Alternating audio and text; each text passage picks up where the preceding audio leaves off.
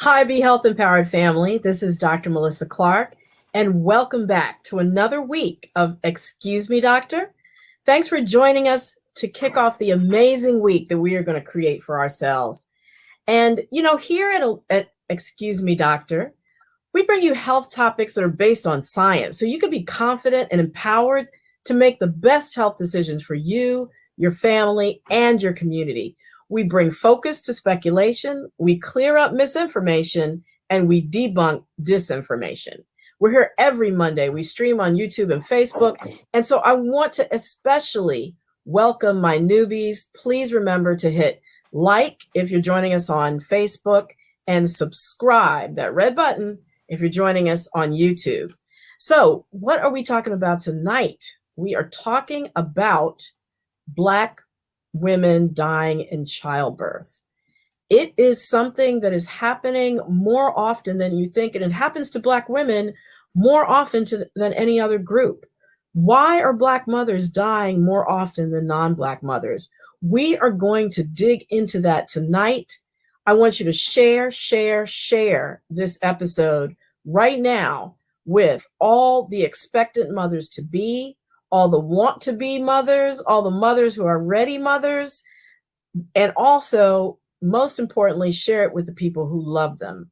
So please stay really engaged with us during the hour, because I'm going to be bringing on some really expert physicians in this field and a certified doula. And if you don't know what a doula is, stay tuned, because we're going to talk about that. So I look forward to you writing all your questions in the chat, because I know you're going to have a ton of them. And, we're going to take your questions. Remember, that is why we are here, to answer your questions and to empower you. So I'm going to bring my wonderful co-producers into the studio. Lila Mays coming to us from the West Coast.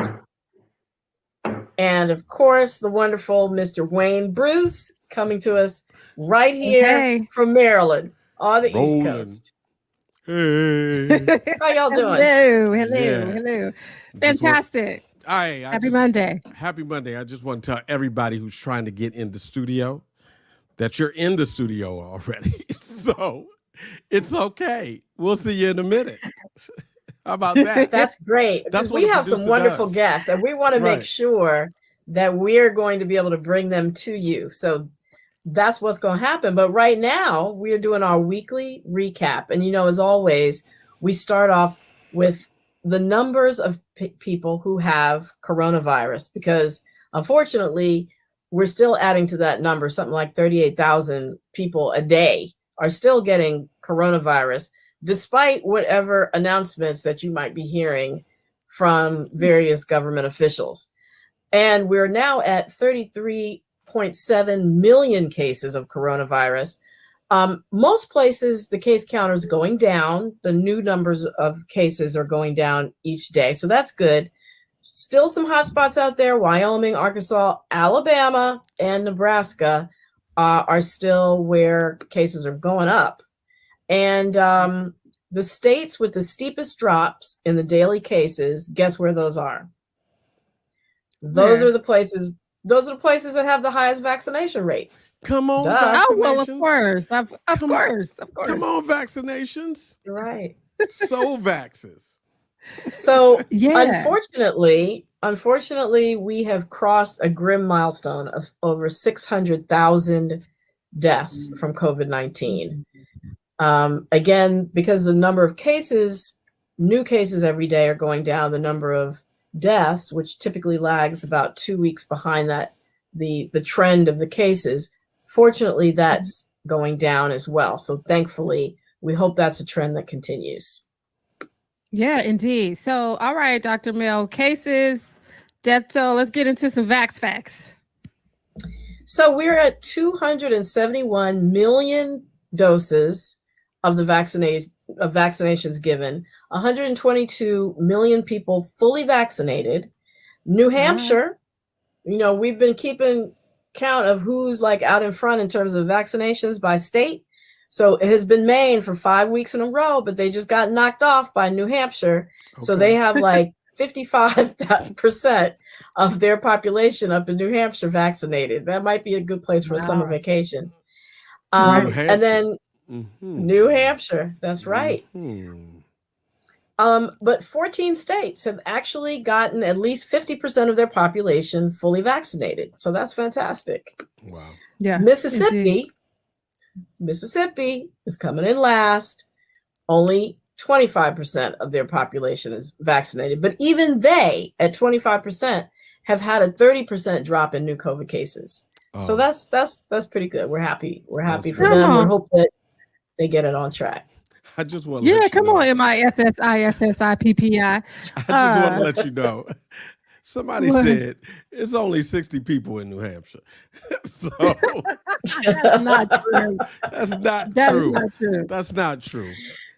Well, 30 of them, over 30 of them are vaccinated. They are vaccinated, right. So we got New Hampshire. New Hampshire is leading the vaccination. Mississippi, come on, get your game up. But Dr. Mel, I've been hearing there are people who want to get vaccinated, right? But maybe there are some obstacles. And I think it's important for us to sort of talk about that. So especially in communities of color, especially among Hispanics, there was this big study that came out from the Kaiser Family Foundation just this past weekend that basically said there are a lot of people that want to get vaccinated. It's not that they're hesitant, but things like working 2 jobs and childcare keeps them from being able to just drop everything and go get vaccinated. They're also concerned about, being down for a day after you get that second shot, with, fatigue and chills and the like, even though it only lasts for a day.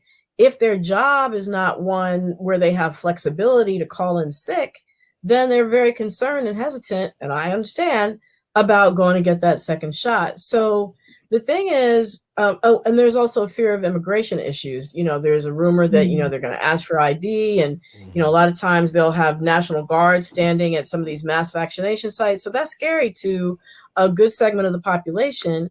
And so those are reasons why some people aren't coming out to get vaccinated. So we really just have to make it more easy for them. Yeah. Okay. Indeed. All right. Yeah. Co-producer, you got next?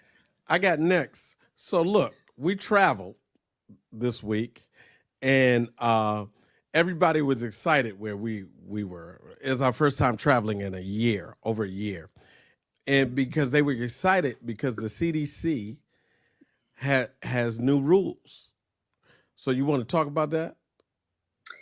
Well, yes, I do, because I want everybody to be clear that these rules about no masks indoors and outdoors are for vaccinated people. It doesn't mean that the pandemic is over.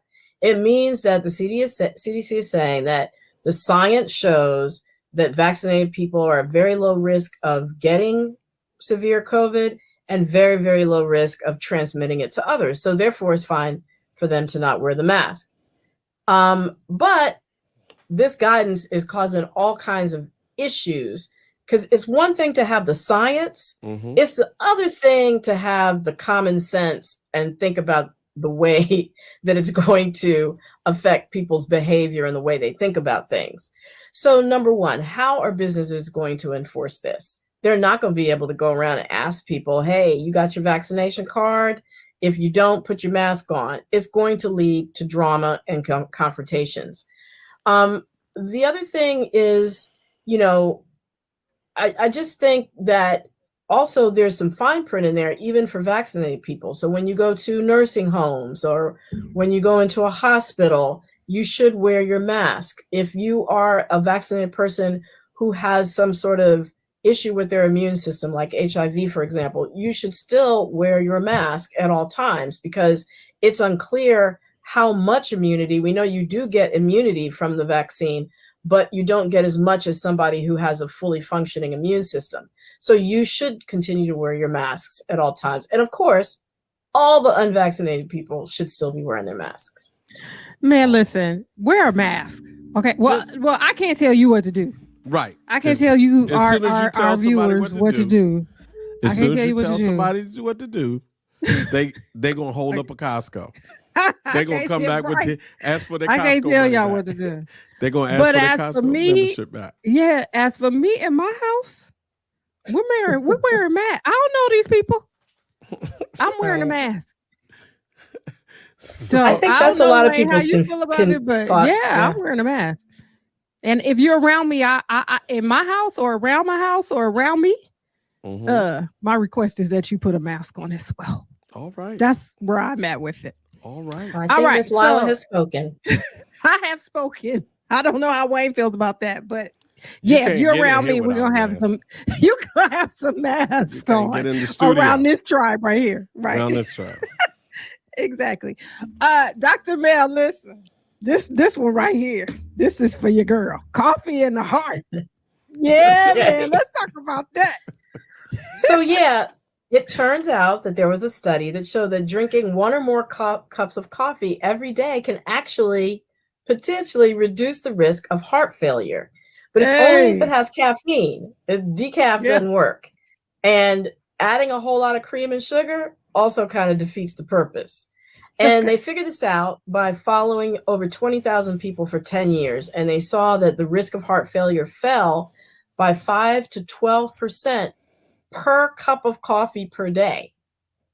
So the more coffee that was consumed, it lowered the risk of heart failure. Now, does it mean that you should only focus on drinking coffee for heart health? Of course not. You should be focused on your fruits, your vegetables, your whole grains, your healthy fats, things that are low in sodium and added sugars. So decrease those processed foods, canned foods, those kinds of things. And of course, stopping smoking, losing weight, and exercising are still really key parts of heart health. So, all right, amen. That's it for the coffee. Speaking, if my mom is in the audience, yeah, Mom, we doing all right. Let's keep our cup and a half going for this heart health. All right, cup and a half. All right. So that makes me happy because I like coffee now. We are some coffee drinkers. So now, for all those people who are not drinking coffee and still have their blood pressure high, what should we do? So it turns out that the younger you are when you start exercising, the better. And that if the normal recommended amount of exercise a week is 150 minutes or 2.5 hours. But if you double that and do 300 minutes or 5 hours of moderate intensity exercise, it actually can prevent high blood pressure, which of course, high blood pressure we know is associated with heart attacks and strokes and even dementia. Okay. Yeah, so you got to keep it up until at least age 60 to get the benefits. And it doesn't all have to be aerobic exercise. A couple days a week, you could throw in some weight training, some weights, because weights help bone health, balance, and memory in later years. So shoot for the 300. They had that movie, the 300 workout and all that. So 300 minutes, shoot for that a week, and you can control your blood pressure. Okay.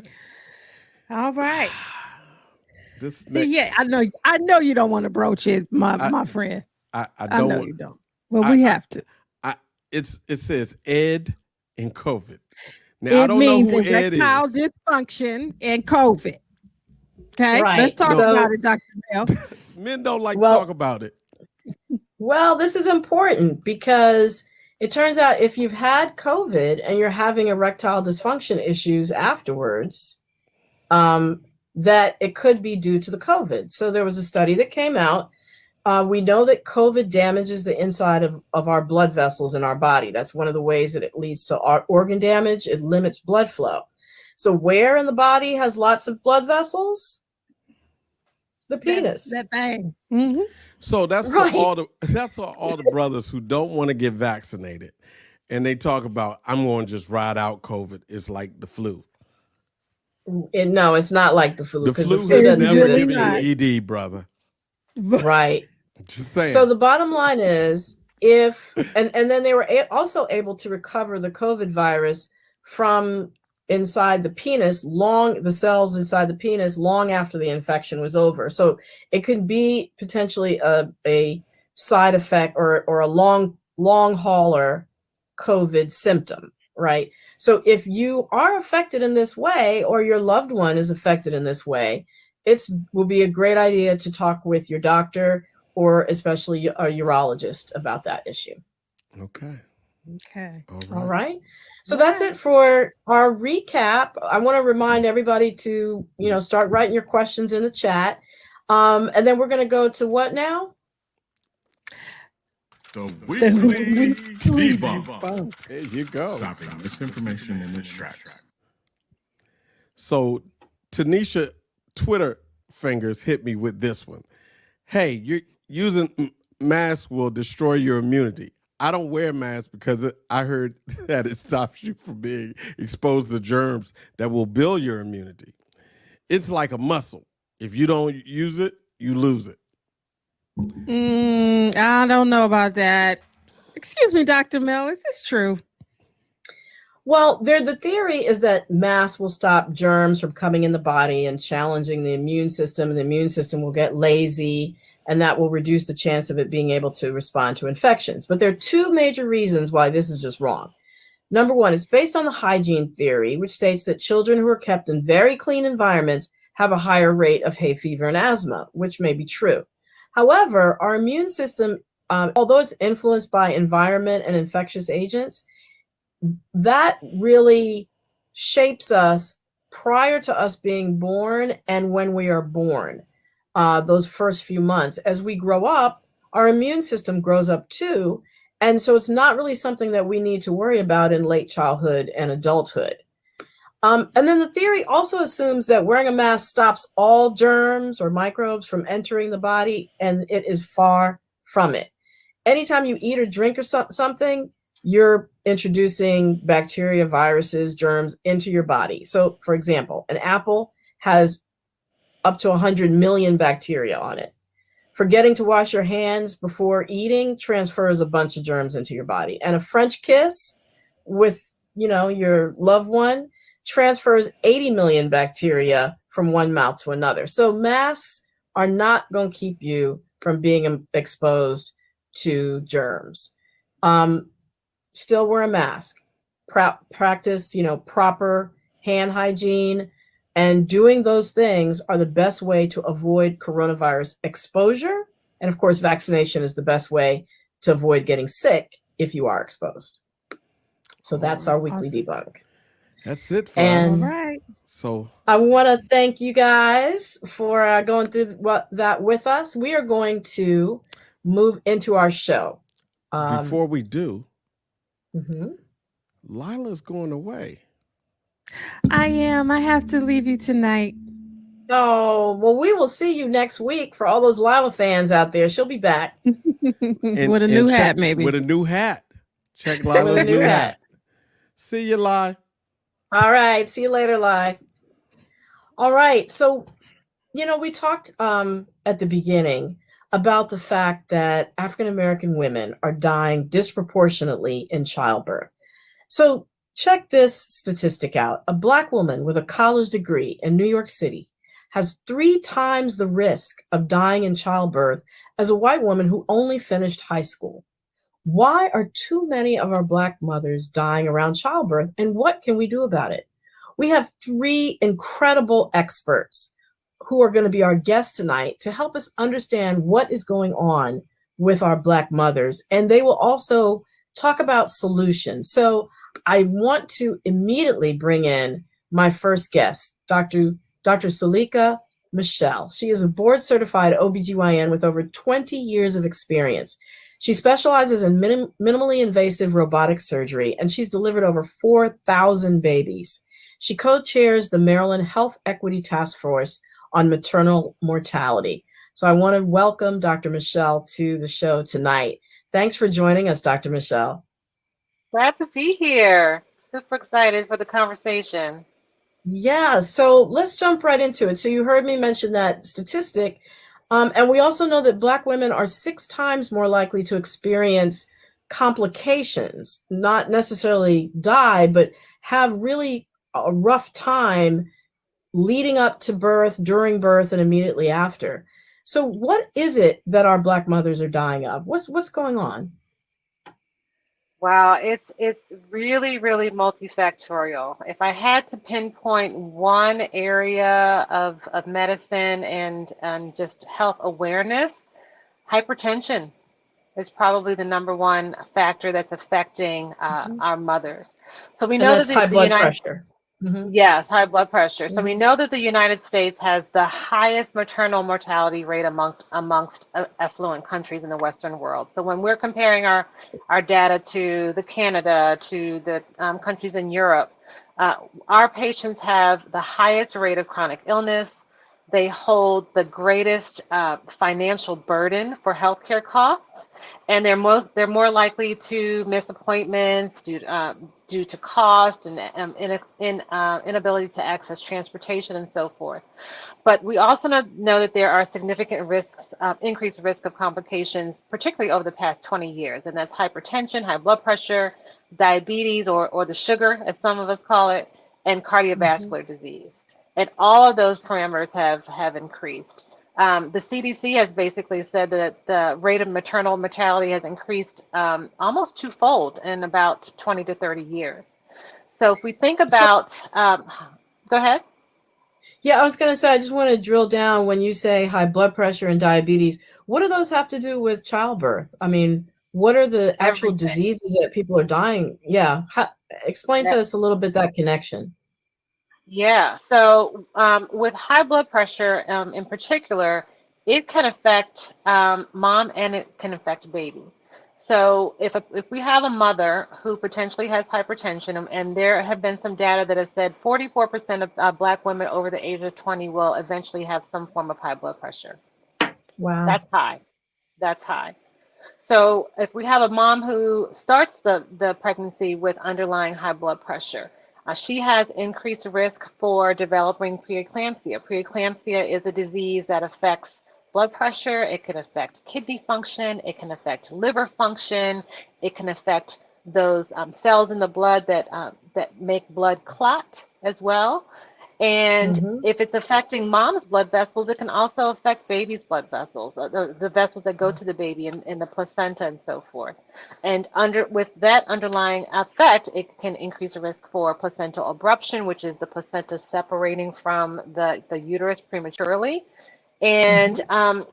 with all of these parameters going on, that compounded by any potential obesity or anything like that, it is making our moms enter pregnancy sicker as Wow. compared to our white counterparts. So I think if Got we it. can at least correct the health care for our moms prior to getting pregnancy, we can eventually decrease the risk of our maternal health mortality and morbidity, and our Sure. overall health outcomes going forward. So you mentioned improving health of people before they get pregnant. What are some of the factors outside the healthcare system that lead to Black women having higher rates of high blood pressure and diabetes? Stress is number one, really. Black women are notorious to have more stress as compared to their white counterparts, and that's stress from systemic racism, that's stress from their jobs, multitasking, and just a genetic predisposition just for hypertension. As I mentioned, 44% of our women are going to have some element of hypertension. There's got to be some genetic element. But with regard to managing the high blood pressure, I think what we're going to need to do is have some intercollaborative efforts between specialties to really get our moms into their best selves prior to getting pregnant, so that we're not necessarily dealing with the potential complications of them being unhealthy getting into the pregnancy. But aside from health itself, we know that we have our white counterparts who also have hypertension, but for some reason they're not dying like our Black moms. And so there are other parameters with regards to access to health care, Hmm. access to insurance, Right. transportation to get to the appointments, having a support system. And with the pandemic going on, a lot of our moms just haven't had access to their village, their traditional village. And I think now is a time where we really, really need to increase our ancillary health staff to really pour into our moms in the forms of doulas or other support persons that can help make our moms antepartum course while they're pregnant a little And bit more. antepartum means before you give birth, right? Yep, while they're pregnant. Yep, Yep. the antepartum course while they're pregnant, and versus in addition to their postpartum course after they're pregnant, Right. to give a voice to the moms. And Sure. we're going to be talking to about doulas going forward. But I think in our practice and at our hospital, doulas in particular are going to be playing a much larger role in the healthcare of our mothers. So I'm glad you mentioned doulas because I want to bring in our next two guests. First of all, I'd like to introduce to everybody the wonderful Dr. Yolandra Hancock. She's a mom, she's a pediatrician, and a public health shiro committed to raising the next generation to reach their full health potential. She's also a professor at George Washington University School of Public Health, and she is the founder of Delta Health and Wellness Consulting and a consultant to the Prince George's County Council when they sit as the Board of Health. Welcome, Dr. Hancock. Thank you so much for being here. Thank you, my soror. Thank you for having me in this space. Absolutely. And I did not mention she named her consulting practice Delta Health and Wellness for a reason. So yes, thank you, Sora, for being here. And then next we have Dr. Tessa Stecker. She's program director for both the Kaiser Permanente Northern California Community Medicine Fellowships, as well as their resident health policy elective. She works with medical students, residents, fellows, and her interests include community medicine, global health, adverse childhood experiences, which she's going to talk to us about tonight, implicit bias, and anti-racism work. And she serves as the adverse childhood experience physician champion for her medical center. So thank you so much for being here, Dr. Stecker. Thank you so much for having me. I'm excited for this conversation. Absolutely. So let's start. Actually, I was going to start with you, Dr. Stecker, but I want to go first to Dr. Hancock because we were just talking about doulas. So I want to kind of pick up on that thread. And Dr. Hancock, you're a pediatrician, but as a mother of a beautiful daughter, you have a story to tell about what happened to you around the time of her birth. So tell us that story and how it's affected your decisions professionally going forward. Sure. So in my last trimester, about 2 weeks before my daughter was actually due, she stopped moving. And I was, throughout the pregnancy as a Black woman, I was continuously concerned about how I would survive through having a baby. It took a lot of effort to get pregnant. And as I delivered her, one of the happiest moments of my life, the day after that, I had a hypertensive crisis. I literally felt like I was going to die. And that's what I communicated to my nurse. My blood pressure was 200 over 110. And I ended up on blood pressure medication for almost 6 months after having my daughter. I had never had a blood pressure higher than like 115 my entire life. And, throughout the pregnancy, it was so difficult, a lot of stress. I dealt with micro and macro aggressions as a Black woman working in a predominantly white institution, overworked and underpaid. And I was having relationship issues and I didn't reveal it to anyone. I felt as a Black woman, I would just sort of meditate and pray my way through it. And I wish that I'd had a doula, but, being a pediatrician working out in the inner city, and with loans to pay, I didn't have the money for a doula. And unfortunately, insurance didn't cover it. And because of that, and then the continuous loss of Black women across the country, it really pushed me. I've always been interested in natural ways of healing, learned a lot from doulas and midwives when I was in medical school, and made a commitment in 2020 after we lost one of our sisters in pediatrics. A pediatric resident lost her life soon after having a baby just last year. And it's what compelled me. And then finally a mother asked, she said, if I have a second baby, the only way I'll do it is if you serve as my doula. And when she asked that was what sealed the deal to facilitate me becoming a doula. Wow. So tell us, I mean, first of all, it's amazing that you, had that complication with that high blood pressure. But tell us, what is a doula? What do doulas do? So a doula serves as an advocate.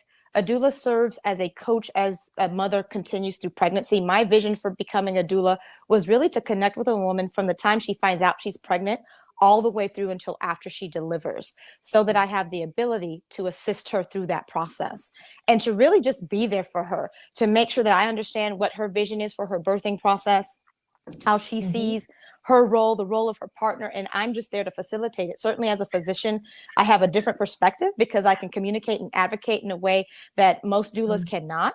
What I found in my training is that it can be very contentious and adversarial. I hear conversations in the doula circle about OBGYNs. I hear circles in the in the physician circle about doulas. And my goal as both is to sort of help bridge that so that I can advocate for mothers, but also have each side of that care continuum have a clear understanding of each other's role and how we work interprofessionally. Great. I mean, being that bridge is so needed, and I love your vision. And since we're talking, you're a pediatrician, so that brings up children. And I want to go to Dr. Stecker next because Dr. Stecker, you study something called ACEs, and no, they are not the Ace of Diamonds or anything like that. It stands for Adverse Childhood Events. So can you tell us what those are and how they relate to maternal mortality? Absolutely. So adverse childhood experiences are essentially traumatic experiences that people experience before the age of 18. So sometime in childhood and before the age of 18. And the reason why these experiences are important, there are three categories of experiences: household dysfunction, neglect, and abuse. And what we know now in studying these three different categories is how pervasive they really are in our society. About 60% of the American population will have had at least one adverse childhood experience before the age of 18, and about 1 in 6 Americans will have 4 or more adverse childhood experiences.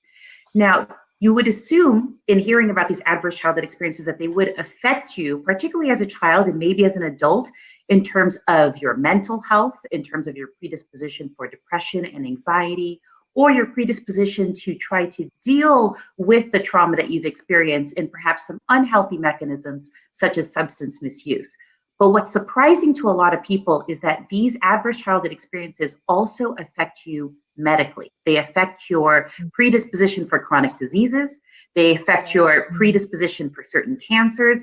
And in the case of maternal health, they increase your chances of premature delivery, of fetal complications, and of maternal death. So these are experiences that are pervasive and that have long-lasting consequences, and especially in maternal health, because these experiences are disproportionately affecting women in this country. And when you layer race and ethnicity on top of it, those same groups of people of color in this country that have disproportionate outcomes when it comes to heart disease and stroke and cancer also experience a disproportionate number of ACEs in their childhood, and therefore more complications going forward. Wow, that's just, we know about the mind-body link, but that just takes it to a whole nother level, right?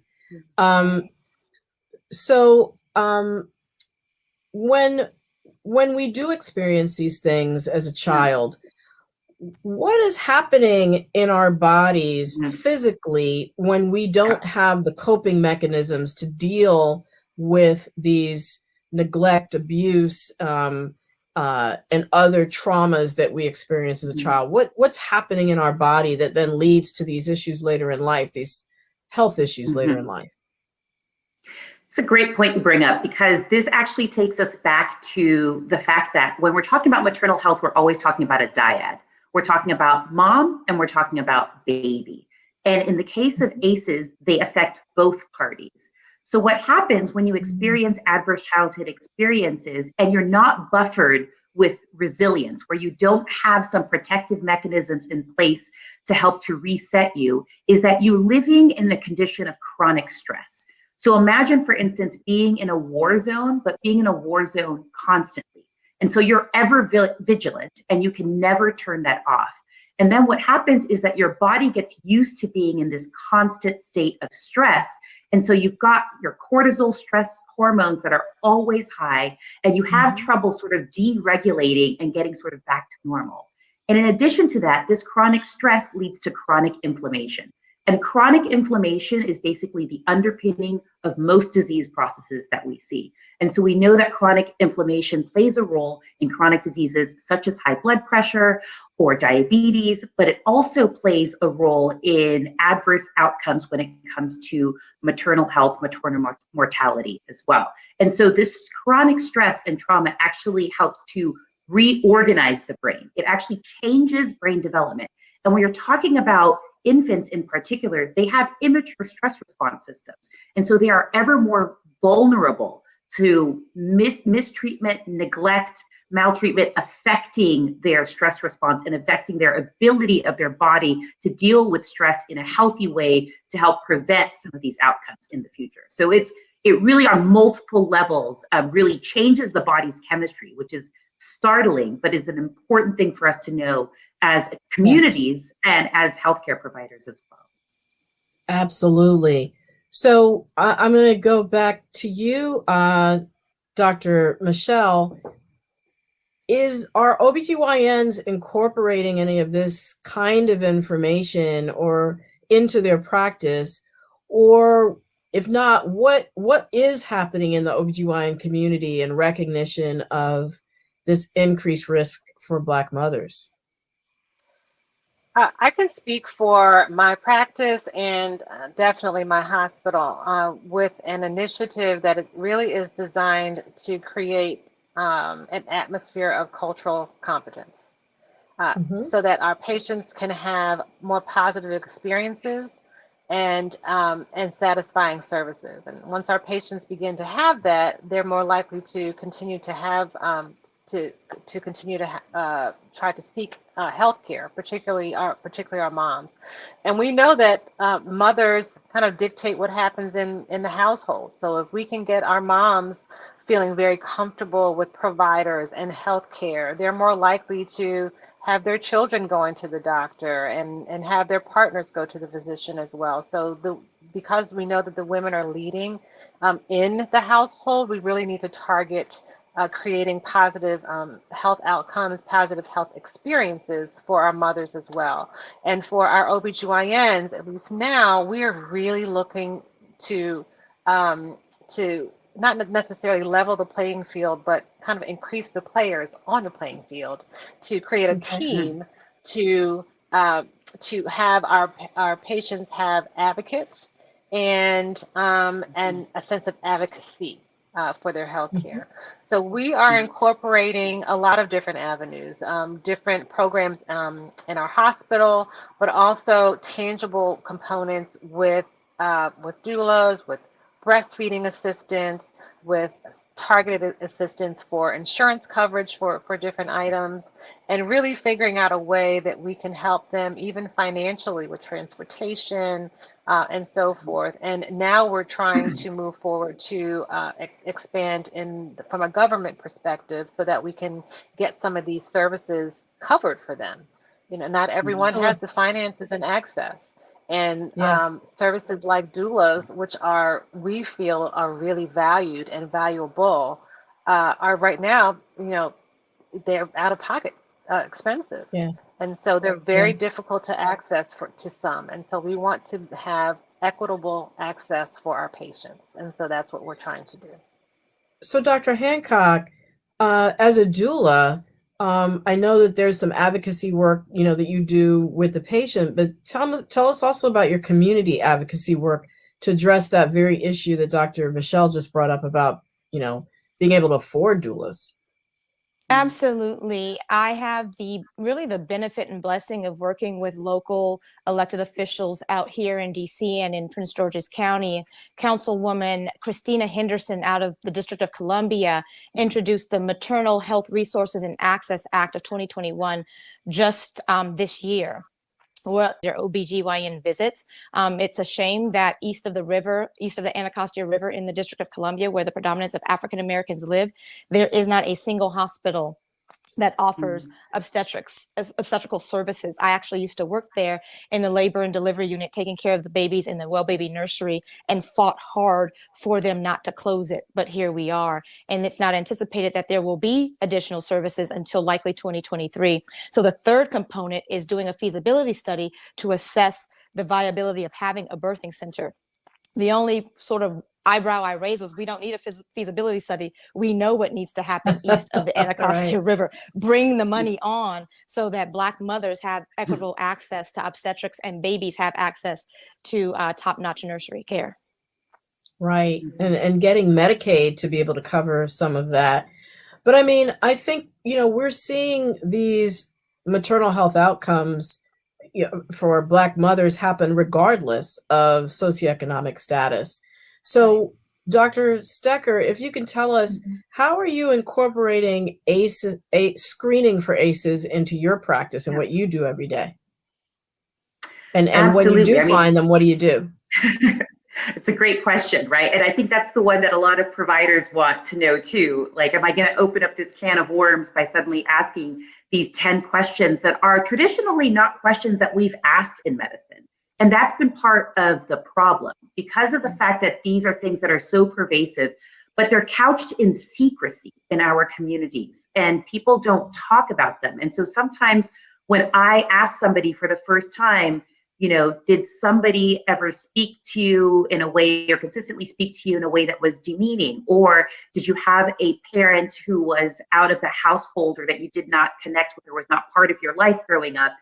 This may be sometimes the first time that they're really exploring this, thinking about it, reflecting upon it, and the first time that they're doing it in a medical center. And so I think that part of it is just normalizing asking the questions, and so that we can destigmatize and take away the shame from these experiences, because these are all experiences that happen to us. They're not experiences that we have brought upon us. And so I think that we really need to, as a medical community, do that. And so what we're doing in our clinics right now, we've been running a few pilots in women's health, in our centering pregnancy group, in our adult and family medicine, and some of our pediatric specialty groups, is asking these questions routinely to our patients and having it be something that we introduce the same way that we introduce asking about intimate partner violence, having people answer the questions. They don't have to share the details of which questions that they've answered positively, because what's important is the number. We know that the more ACEs that you've had, and particularly when those are not buffered with resilience or protective factors, the increased risk that you have of certain conditions. Now, this doesn't mean that you had these experiences and you will have these certain outcomes, but we want to be aware that you have a predisposition so that we can offer you the services in order for you to buffer against that. And when we're talking about moms and their babies, one of the things that we've been doing is really thinking about parenting classes and resources when we identify people who have had a lot of ACEs. Because we know that this is a time period where people are very motivated to be well and to be healthy, because it's not only about themselves, but it's about the baby as well. And they really want to think about what are the ways that they can put some things into action now that are going to make life better for their baby that they're bringing into this world. And one of the things that they can do is identify these ACEs and then think about some really specific strategies. So there may be behavioral health options, health education options, there's a lot of community options, parenting resources, and a lot of people don't actually need additional resources. Just by asking the questions and having that conversation and normalizing it takes a huge boulder off of their shoulders that they've been carrying around for their entire lives. And we've seen in studies that even in people who have just been asked the questions without any intervention, there's a decrease in the use of frequent ED visits and utilization of the emergency services, that there's decrease in the need for services because of the fact that they've already sort of let go of something that they've been holding on to for so long. And I would imagine too that if somebody trusts you enough to confide that in you, then they're building a bond with them that's, like Dr. Michelle said, is going to create an atmosphere that makes them want to come back for services. So, we have had such a fantastic conversation so far. I almost forgot that we have to stop and bring the audience into this conversation. So, co-producer Wayne, are there any audience questions that we need to entertain? Well, there are quite a few questions, and quite a few questions across the whole show. But I would like to say this first before we start in with the questions.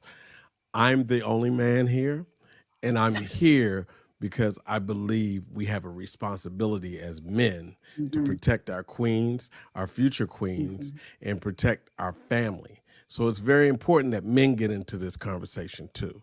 And now I'm going to move into the questions. I'm going to lighten it up. All right, now. Get too serious on you ladies. But and we have quite a few men watching. We have some men who have questions, but I want to go to a few questions. One, you answered quite a few of them, but we have one from our very own Valerie Spalding Parker, and her question is there anywhere where we can find a list of the ACEs you screen for? Dr. Stecker? Absolutely. That's an easy one. If you just type in adverse childhood experiences, CDC in your internet search browser, it will come up. It's a 10-item questionnaire. There's some slightly different versions of it. There are some that are for adolescents or teens, for kids that the parents answer on behalf of the kids, and for adults, but they all essentially ask somewhat similar questions in terms of those 3 areas of neglect, abuse, and household dysfunction. Fantastic. We have another question from Yvonne Smith. She asks, Medicaid, she makes a statement and asks a question. Medicaid is changing in Washington to managed care. Many things need to be in the benefit package. What else besides doulas benefit mothers? Dr. Hancock? Sure, I think that's an excellent question. Nutritional support is going to be key. Other healing modalities like yoga, meditation, everything that people consider sort of granola. I mean, I'm from Louisiana, but I grew up in Southern California, so everything I do is sort of Southern granola-ish.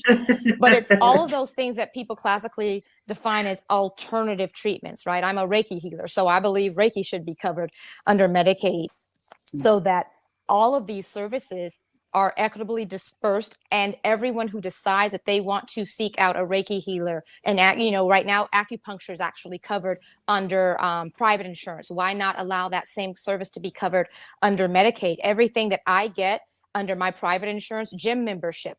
I taught Zumba when I was pregnant, and I had pregnant mothers in my class. I taught it for free. So all of those things should be covered so that Black women, all women, can reach their optimal mental, physical, relational, and spiritual health and not have to worry about paying for it.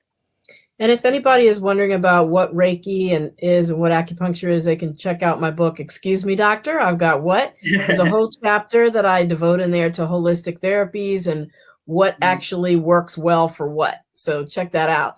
And then Dr. Michelle, is there anything you want to add to that answer?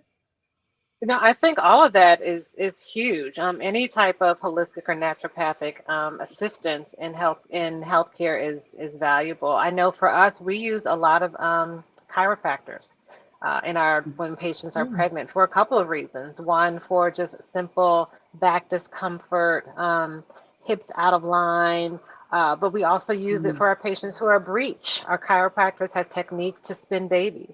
So there are ways to have a chiropractor covered and save on the cost and the inconvenience potentially of a C-section. So these kinds of things really should be under that umbrella of coverage. And I think once we are able to shed light on the value that they bring to the healthcare and how they can potentially be decreasing the cost of healthcare overall, hopefully we'll be able to turn the tables on some of these things. And I think one last thing, Medicaid only covers the first, 3 months postpartum after you deliver, but there are some things that are results of pregnancy that can last up to a year. And so extending that postpartum period to be a full year under Medicaid, I think is pretty important. Absolutely. Okay, we have particularly for mental health care. Yes. Okay, all right, all those things. So we have a question from, and I don't mean to make light of it, but I make light of most things. So we have a question coming from Alethea Hughes. Are vaccinations safe for kids between 12 and 15, Dr. Clarke? Okay, yeah, I'll be happy to take that. So the same studies that were done in adults were done in kids aged 12 to 15 by Pfizer specifically. We don't have data on any of the other vaccines. And so we do know that they received emergency use authorization. And I think it's important to keep in mind that they're overwhelmingly safe and effective in all those age groups. I think there's a lot of concern that people have regarding the vaccine and fertility, for example, or will it alter DNA? And so when you're making those decisions for your child, you're taking them especially seriously. But again, as we've talked about on other shows, the fertility issue is a non-issue essentially. It comes from a lot of different social media concerns around. Does the virus alter the DNA of the egg and does the vaccine alter the DNA of the egg and the sperm? We know that messenger RNA does not get into the same compartment in the cell as our DNA. And we also know that it self-destructs after, like Mission Impossible, after a few minutes to hours in the body. So there's no way that it can actually do that. It does not attack the lining of the uterus in the protein that glues the placenta to the uterus. It doesn't do that. There were many women who got pregnant during the study. At least 23 women who got pregnant during the study didn't have any problems. There have been 35,000 women in the vaccine database. And we do know that they have not had any increases in any complications associated with childbirth and the perinatal period. So again, those concerns for children and future fertility don't seem to be borne out. Okay. We have another statement and a question. The statement comes from Jojo D. Spruill. Maternal morbidity and mortality is such an important public health issue. She strongly believes that bias in healthcare is the determinant for whether the outcome is positive or negative. And we have another question, and we have a few questions like this. Well, go ahead. Go ahead, Dr. No. Oh, are the other questions similar to that one that you just asked? A little bit. Somebody Okay. said, what the heck does a college degree have to do with anything? Okay. Why does a college degree? Why are you saying right? That? Because so Okay. I'll comment on that, and then I'm going to go to Dr. Michelle to answer about the bias. So oftentimes education is associated with something called health literacy, which is the ability to take information and make health decisions for yourself. And so oftentimes we see that the more education people have, the more health literacy they have, and the better they do in the healthcare system. So that's why that statistic that I quoted about Black women with a college degree dying more often than a white woman with a high school degree is pertinent, because one would think that as you get more education, you get more income, you're able to afford better care, you're able to navigate society, you have more social capital, and therefore you can make decisions for yourself that advantage you more easily. And so again, that's why it's so much very surprising that education doesn't seem to make a difference with this particular outcome. But Dr. Michelle, can you talk to us about bias in the healthcare system and what role that might play? Yeah, just to kind of piggyback on your comment, Black women are still dying regardless of education. Right. So I think that's what she was trying to share. So I have the same risk of dying having a doctorate degree as my grandmother who has a 5th grade education. So the fact that education doesn't even really play a role in the increased risk of Black mothers dying is key. So there's something else going on other than just our educational background. So I think that's what she was trying to share. But with regard to bias in the process, bias comes from a few different angles. It could just be kind of implicit bias, and that we'll see a lot in our practice of medicine, in addition to systemic bias. So we're differentiating things based on some stereotypes that people come into medicine with, and that could be from how they were raised, how they were educated, and they take those beliefs and biases, and that governs how they provide care. And when it comes to Black mothers, it is hurting us. It's hurting us. And so now we're trying to have specific targeted initiatives for providers from all specialties that have any involvement with our Black mothers, so that they can start to see their care through our lens. And so hopefully that will increase the safety for our moms. And then the other biases that happen, whether it's from governmental, from national, or what have you, those also play huge roles, particularly from access for our mothers. And that's a whole other conversation. We could have a whole talk on this. I could go into the details on that. I'm thinking Oh my we might have to goodness. have a part 2 of this conversation. Yes, so just much on to bias unpack. itself, because Yeah. it's powerful. It's powerful. I think with all the questions, you might have to have a part 2 of this, and Yeah. also we have questions about older women in the healthcare system, and also older women with fibroids. I know that isn't this show, but stay tuned. Stay tuned. Okay, well, I think we're going to have a part 2 to dig into some of those issues, because I want to. Unfortunately, we only have a couple minutes. I wanted Dr. Michelle to talk a little bit about the Momnibus bill. We heard about the bill in Maryland. Was that Maryland or DC? I'm sorry, Dr. Hancock. DC. Sorry. So we heard about the bill in DC, but there's something going on the federal level. So Dr. Michelle, can you break that down for us? Sure. So the Black Maternal Health Momnibus Act is composed of 9 individual bills, and it's sponsored by the Black Maternal Health Caucus members, and it's really spearheaded by our own Vice President Kamala Harris. And it has 9 specific elements. The first of which is making critical investments in social determinants of health. So access to housing, housing for moms through HUD, and funding some of those programs. Transportation, allowing WIC to extend their eligibility. Right now, WIC eligibility is only six months.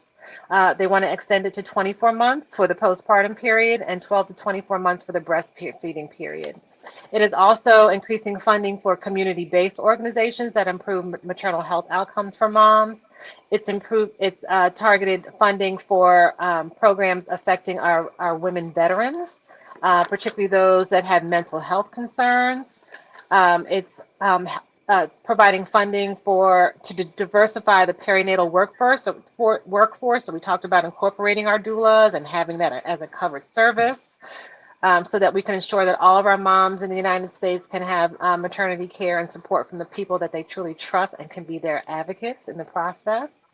We want to improve data collection processes and quality measures, and invest in maternal mental health care, particularly for our patients that have substance abuse concerns, improving our health for our incarcerated women, providing doulas in prison as well, training correctional officers to be culturally competent also, investing in digital tools like telehealth. That was really, really huge in providing care. Who would have thought that I would have been able to provide OB care through telehealth?